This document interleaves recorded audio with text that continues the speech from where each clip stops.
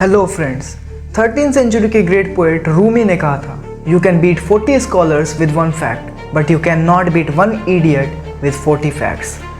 आज ये बात सच होती हुई क्लियरली देखी जा सकती है।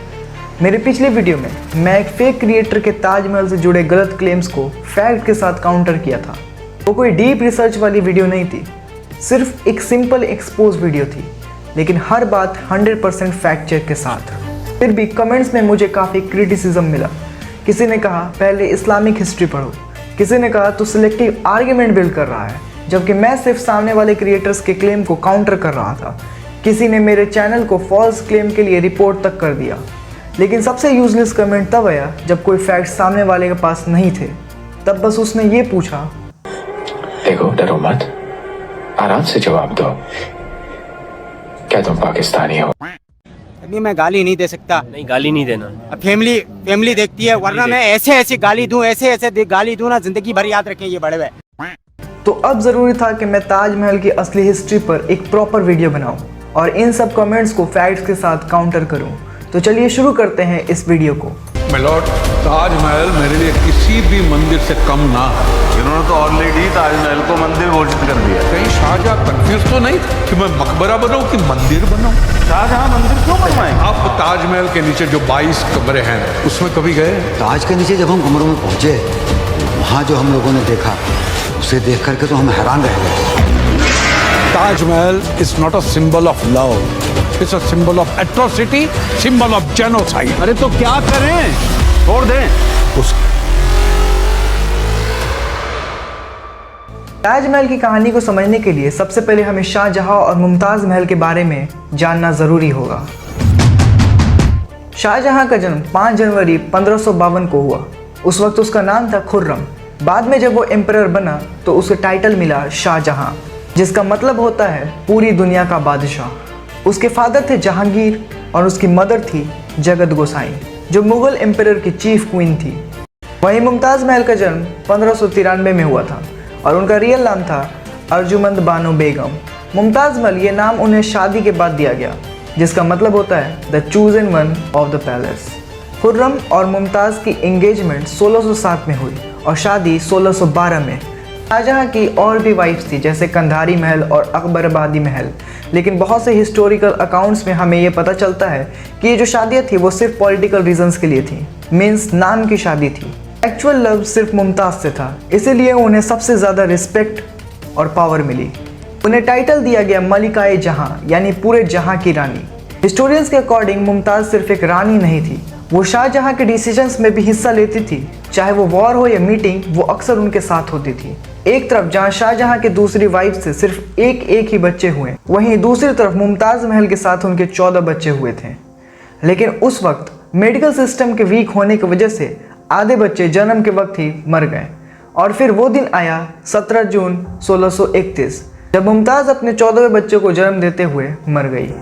कहा जाता है कि मुमताज़ के डेथ के बाद शाहजहां एक बड़े सदमे में चले गए। कई हफ्तों तक वो रोते रहे और 1 साल तक दुनिया से आइसोलेट हो गए। जब वो फाइनली बाहर आए तो उनके बाल सफ़ेद हो चुके थे, कमर झुकी हुई थी और उनके चेहरे पर बस उदासी थी। अब इस्लामिक बिलीफ्स के हिसाब से जब कोई इंसान मर जाता है तब उसकी बॉडी मिट्टी में मिल जाती है, लेकिन उसकी सोल कब्र में ही रहती है। जजमेंट डे तक सोल वहीं रेस्ट करती है और देन जजमेंट डे के दिन ये फैसला होता है कि किसे हेवन में भेजना है और किसे हेल में।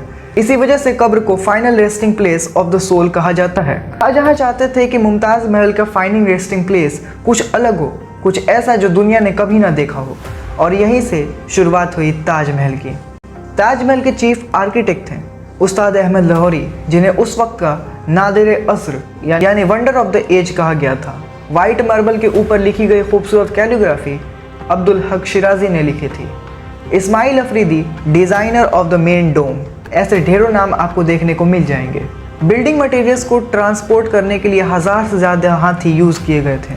वाइट मार्बल राजस्थान से आया था, जैस्पर पंजाब से, जेड और क्रिस्टल चाइना से, लजवाद अफ़गानिस्तान से, अकीक यमन से, टर्कोइज तिब्बत से।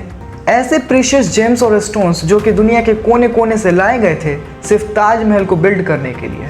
इसे बनने में टोटल 22 साल लगे और हर दिन 22,000 से ज़्यादा मजदूर इस पर काम करते थे। अब बात करते हैं आज के टाइम की। 2013 से लेकर 2023-24 तक ताजमहल ने 1040 करोड़ से ज़्यादा का रेवेन्यू जनरेट किया है। और ये याद रखना ज़रूरी है कि इस बीच में लॉकडाउन भी आया था, जब सारे टूरिस्ट स्पॉट्स बंद थे। सिर्फ फाइनेंशियल ईयर 2023-24 में ही ताजमहल को देखने 6.7 मिलियन विजिटर्स आए और रेवेन्यू 100 करोड़ के आसपास था। अगर कंपेयर करें तो इंडिया में सबसे ज़्यादा रेवेन्यू लाने वाला सेकंड मॉन्यूमेंट है कुतुब मीनार, लेकिन ताजमहल कुतुब मीनार से लगभग 310% ज़्यादा रेवेन्यू जनरेट करता है। ऐसा समझो कि एक तरफ ताजमहल और दूसरी तरफ इंडिया के टॉप 7 मॉन्यूमेंट्स, फिर भी ताजमहल उन सब से 3-4 करोड़ ज़्यादा ही कमा लेता है। यानी एक सिंगल मॉन्यूमेंट 7-8 बड़े मॉन्यूमेंट मिलाकर जितने कमाई करते हैं उतना ये अकेला ही कर लेता है। अब जिस थ्योरी पे ये पूरी मूवी बनी है वो ऐसे है कि ताजमहल एक शिव मंदिर था जिसका नाम था तेजो महल। ये मंदिर राजा प्रमर्दी देव ने बनवाया था अराउंड 1212 एडी में। कहा जाता है कि बाद में यह प्रॉपर्टी राजा मान सिंह के पास आई और फिर राजा जय सिंह ने इसे इनहेरिट किया। और फिर 1632 में जब मुमताज़ महल की मृत्यु हुई तो शाहजहां ने इस जगह पर कब्जा कर लिया और अपनी बेगम की याद में एक मौज़लम यानी ताजमहल में बदल दिया। लेकिन इस वीडियो में हम इस क्लेम को फैक्ट के साथ एनालाइज करेंगे और देखेंगे कि यह थ्योरी सच है या सिर्फ एक प्रोपेगेंडा है। मुगल्स एक ऐसे साम्राज्य थे जो अपनी हिस्ट्री लिखने में बहुत इंटरेस्टेड थे। ऑलमोस्ट हर मुगल एम्पायर ने अपने लाइफ का रिकॉर्ड रखा है। कुछ ने अपनी ऑटोबायोग्राफीज लिखी और कुछ ने डेली जर्नल्स मेंटेन किए। जैसे जहांगीर ने लिखा था जहांगीरनामा, और हर राजा के दरबार में ऑफिशियल हिस्टोरियंस होते थे जो उनके रूल की पूरी हिस्ट्री लिखते थे। जैसे अकबर के टाइम में अबुल फजल ने अकबरनामा लिखी थी। इनके अलावा उस वक्त के दूसरे लोगों ने भी अपनी लिखाई में हिस्ट्री के अलग अलग अकाउंट्स दिए हैं जिन्हें हम कंटेम्प्रेरी अकाउंट कहते हैं। बाद में ये सारे सोर्सेज W.E. बेगले और Z.A. देसाई ने अपनी बुक ताजमहल इल्यूमेंट टॉम में कंपाइल किया है। इस बुक में उन्होंने उस टाइम के सारे डॉक्यूमेंट्स और लिखाई को जोड़कर ताजमहल की डिटेल हिस्ट्री समझाई है और इसी से हमें मिलता है ताजमहल का रियल हिस्टोरिकल बैकग्राउंड। राजा जय सिंह का रिलेशन शाहजहां से काफ़ी मजबूत थे। जहां आज ताजमहल खड़ा है वही एरिया पहले राजा जय सिंह के पास था। अलग अलग हिस्ट्री सोर्स में उस जगह को हवेली और मंजिल कहा गया है, जिसका मतलब सिंपली एक घर होता है।